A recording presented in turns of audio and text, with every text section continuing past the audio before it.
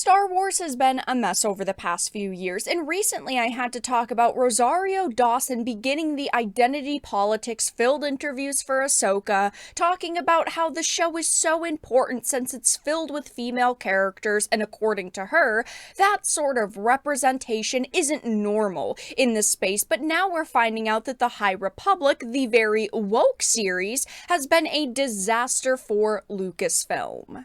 I have a few different things that I want to show off, but before we get into the topic, if you enjoy the content that I create, please make sure to subscribe to the channel and hit the notification bell. Follow me on social media like Twitter or mine so that you can see when my content is posted. And of course, if you do really enjoy the videos and the live streams that I create, please consider becoming a Dark Titan via Patreon or a supporter via YouTube memberships. Now, I've had to talk about this High Republic book series quite a few times on the channel, and High Republic in general, since Star Wars Eclipse, which is a game that was announced last year, is set in High Republic, but it seems like it's in development hell because allegedly they can't get developers who actually want to work on it, but now we're finding out that the High Republic book sale numbers have provided more evidence that Star Wars is a dead brand, and this honestly makes me sad because many years ago, I loved Star Wars, and I still do love the good Star Wars content.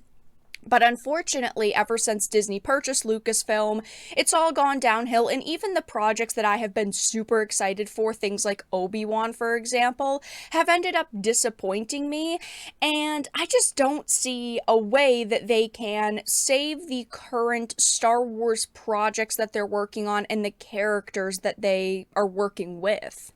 It says newly released book sale numbers for Star Wars The High Republic provide more evidence that Star Wars is a dead brand. These book sale numbers from Circana Bookscan were shared by Michael Gallagher, author of Body and Blood, and Declan Finn, author of the White Ops novel series, in a newly released article on the Upstream Reviews Substack. Now, I'm sure that you will remember, but when Star Wars The High Republic came out, Lucasfilm was really heavily promoting this. They clearly wanted it to be successful, or at least they were hoping it was going to be, and there were a lot of issues with this that I'll get into in a minute, but they did not put good content into these books. It says that specifically the two authors shared that the first Star Wars High Republic novel, Star Wars Light of the Jedi, has sold 119,855 issues in a hardcover format. However, subsequent novels saw massive declines in sales, with Cavan Scott's Star Wars The Rising Storm hardcover placing second on the list with only 59,779 sales. In third was Claudia Gray's Star Wars High Republic Into the Darkness hardcover. It sold 58,249 units.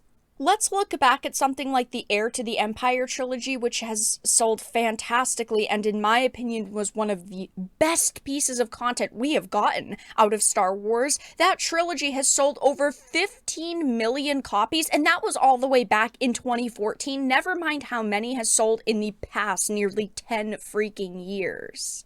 Those are the numbers you expect when you're talking about Star Wars. The fourth entry belongs to Charles with the paperback version of Light of the Jedi. It only sold 38,000 copies. A Test of Courage sold 37,000 copies, and these are abysmal numbers, especially when you look at the brand recognition. We are talking about Star Wars here. You would think that they would be selling millions of copies of books. If this was a Darth Vader, Padme focused book, if this was an Obi-Wan focused book, if this was a Luke Skywalker focused book, there is no way it would sell a measly, 37,000 copies, all the way going up to 119,000 issues. They would be selling at least 500,000, if not far more, especially in this time frame, because it's not like any of these books are brand new. They have been out for months to years at this point, so these numbers are just terrible. It just shows that there are a lot of people who have either gotten completely fed up with the new version of Star Wars that Lucasfilm is pumping out. There are people who have given up on Star Wars in general, or the people that they are trying to make this content appeal to don't actually exist, which I've said time and time again. Companies are so focused on catering to modern audiences, but those people don't actually exist. The closest audience to a modern audience are just sensitive snowflakes, and they're not going to purchase this anyway, simply because we've heard the argument time and time again, Star Wars, right? Because there's war and there's controversial topics that are touched on in this universe. So those people aren't even going to buy this anyway. But after seeing what this book and all of these books were really about, it's no surprise to see why they failed. Let's just start with the obvious that I'm sure all of you remember. Star Wars: The High Republic is an absolute embarrassment. New character is just a rock. This happened back in 2021, and yes, this was the character. Its name is Geode. They thought that this is what people wanted to read. A book with a character that is a freaking rock.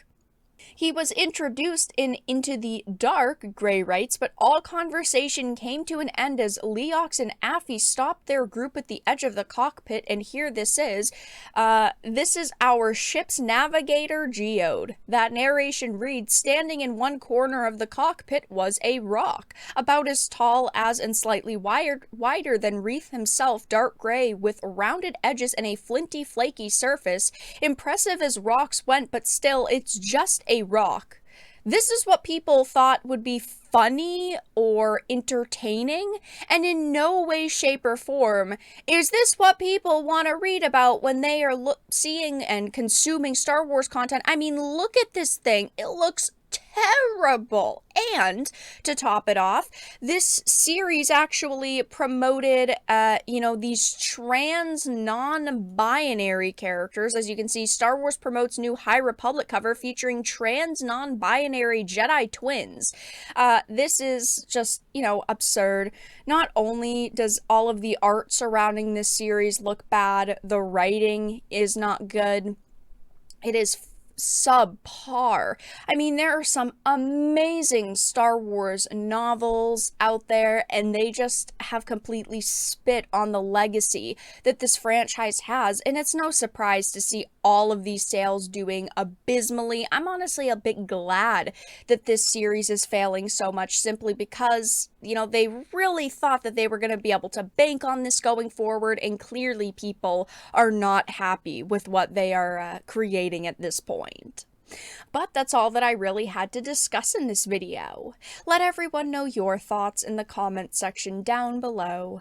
If you enjoyed this and of course found it important and informative, please make sure to give it a like, share it, and subscribe to the channel. And of course, if you didn't, make sure to give it a dislike. I appreciate your support either way, but I will talk to you all again in the next video really soon.